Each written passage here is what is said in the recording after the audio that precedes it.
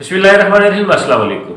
कल Tokyo Olympics 2020 के javelin throw के फाइनल मुकाबले थे, जिसमें दुनिया के बेहतरीन 12 खिलाड़ियों ने पार्टिसिपेट किया और उसमें इंडिया के नीरज चोपड़ा गोल्ड मेडल हासिल कर गए। बिलाशुबा वो इसके हकदार भी थे, क्योंकि उन्होंने जो मेहनत की थी वो मेहनत रंग लाई।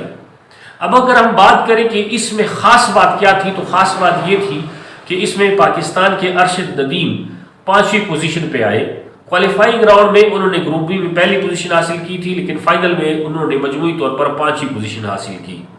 ये किसी भी पाकिस्तानी एथलीट के लिए ओलंपिक में सबसे बड़ी कामयाबी इसलिए है कि जेवलिन थ्रो के मुकाबले में पहली मरतबा किसी पाकिस्तानी एथलीट ने जगह बनाई थी और उसने वहाँ पे बेहतरीन कारकर्दगी का मुजाहरा किया और दुनिया के बेहतरीन एथलीट में उसने 5वीं पोजीशन हासिल की।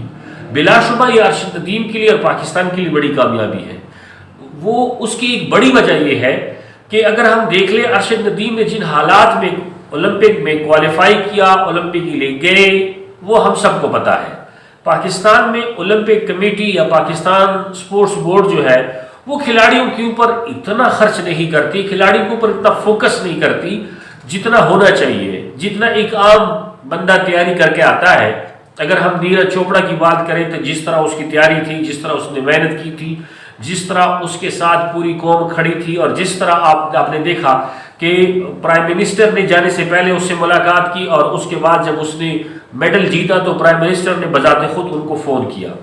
अब अगर हम अपनी तरफ आते हैं तो मुझे शदीद इसका दुख इसलिए भी है कि अरशद नदीम जो इससे पहले एशियन गेम्स में भी उसने पोजीशन ली थी, मेडल लिया था, ईरान में होने वाले मुकाबलों में भी आपने गोल्ड मेडल लिया था, लेकिन हमारी मीडिया की तरफ से कोई पजीराई नहीं थी। आप यकीन करें कि तकरीबन आप कह लें कि 80% लोगों को तब पता चला जब वो फाइनल में गया है। इससे पहले तो किसी को पता नहीं था कि अरशद नदीम नामी भी कोई खिलाड़ी हमारे यहाँ मौजूद है। तो फिर उस बंदे के ऊपर कितना खर्च हुआ होगा, उसके साथ कितनी इमदाद की गई होगी, वो आप सब इसके बारे में खूब जानते हैं। हमारे प्राइम मिनिस्टर स्पोर्ट्स से ताल्लुक़ रखते हैं और स्पोर्ट्स को उनसे बेहतर कौन जानता होगा। लेकिन मुझे इंतहाई दुख है कि 3 सालों में उनकी कारकर्दगी स्पोर्ट्स की तरफ बिल्कुल ज़ीरो है, ना उनकी तवज्जो है। उन्होंने इस बात को खुद माना भी है कि 3 सालों में मसरूफियात ज़्यादा होने की वजह से मैं स्पोर्ट्स की तरफ नहीं देख सका।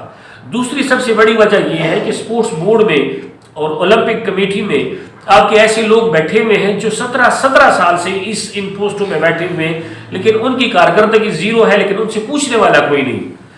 अब अरशद नदीम जैसे बेहतरीन खिलाड़ी आपके पास मौजूद हैं, जिनको अल्लाह ताला ने सलाहियत दी है, पोटेंशियल दी है, उसके बावजूद उनके पोटेंशियल से हम फ़ायदा नहीं लेते, तो ये किसकी खराबी है? ये हमारी खराबी है।